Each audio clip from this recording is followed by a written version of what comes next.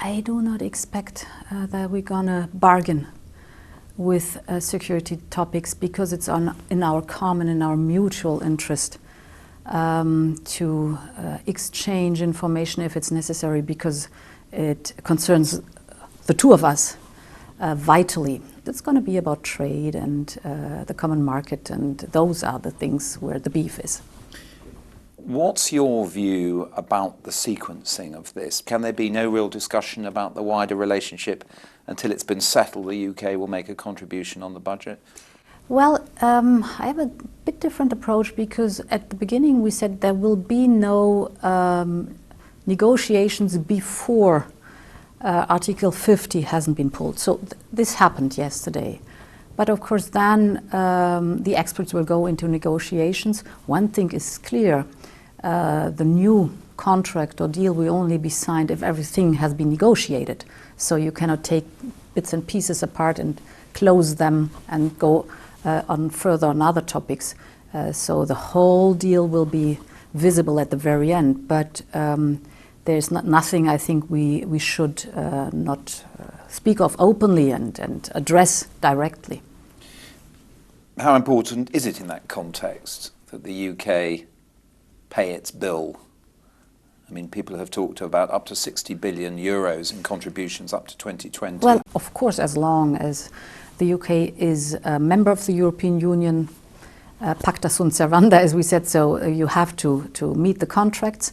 But what that is at the very end, we are at the beginning, day number 1 or 2, after the letter has been brought to Brussels. So I think we should look at it in a calm way and really sort out what is within the membership that has to be paid for, and what is in the negotiation pot, which is another topic. You and your British counterparts are working on a new defence joint vision.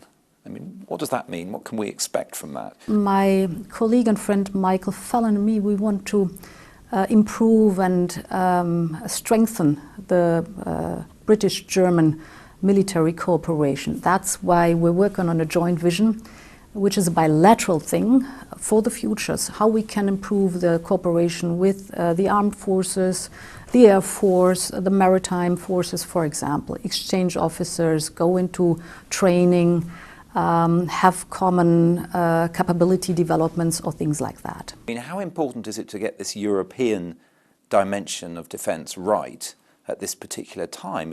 Is the American guarantee becoming less credible, for want of a better word? There were a lot of worries on the European side when we heard these contradictory tones from the White House.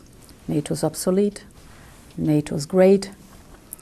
So this was not easy at the beginning. What it triggered were two things.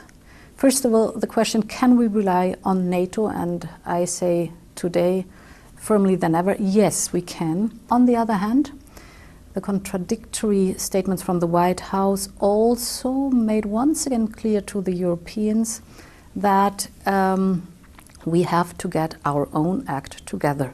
I mean, crudely, and be blunt, does the UK going make it easier for you to get your act together at the EU level? Because Britain was blocking a lot of this. It is true that our British friends were not enthusiastic about the European Security and Defence Union. Once again, I think it's a pity that the UK is leaving, but it's a fact. And what pushed the European idea forward was more what we heard from the White House after the American election. There have been a lot of reports about the meeting Chancellor Merkel had. Is it true that President Trump gave her a bill for American defence of Germany? No, it's not true that he gave her a bill, but we all have seen the tweet that presumably Germany owes NATO vast sums of money, but of course we all know that NATO does not have a debt account. But you think you can get to the 2% of GDP target? Absolutely, because other smaller countries, if I look at the Baltic states, for example, work hard on reaching this 2% goal too, And nobody would understand that a country like Germany, who is determined to take over political responsibility, who has a certain relevance in economic terms, would shy away from taking over the amount of responsibility that is necessary in security matters. So the 2% goal also is a symbol for the resolve to take a fair share of the burden. And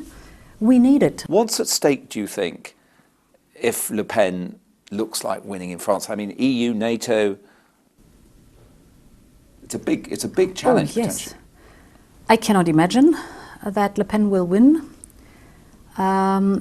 because we all know that this would be a huge challenge for NATO and Europe, if not the end of the French membership. But I am not too concerned.